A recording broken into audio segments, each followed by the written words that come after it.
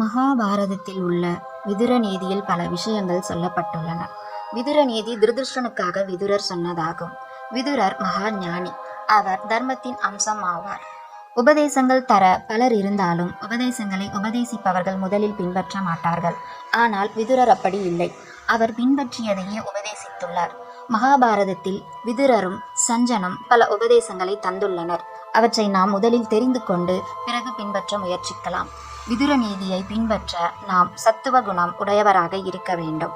தானம் எவற்றை கொடுக்க வேண்டும்? தானம் நாம் நேர்மையாக சம்பாதித்த பொருளையே கொடுக்க வேண்டும். நேர்மையற்ற வழியில் வந்ததை கொடுத்தால் அது தானமாகாது. அந்த காலத்தில் ராஜாக்கள் தானம் கொடுக்கும்போது தானமாக கொடுக்கப்படும் பொருள் நேர்மையாக சம்பாதித்தது என்று பிரதிட்சை செய்தால்தான் ஞானிகள் பெற்றுக்கொள்வார்களாம்.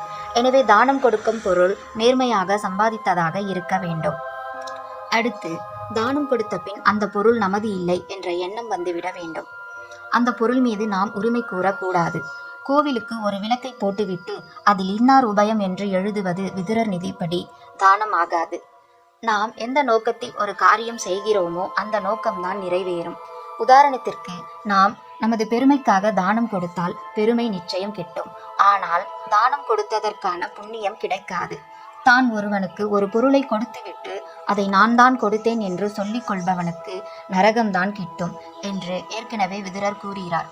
இவ்வாறு தானம் கொடுப்பது பற்றி விதுரர் தெரிவித்துள்ளார்.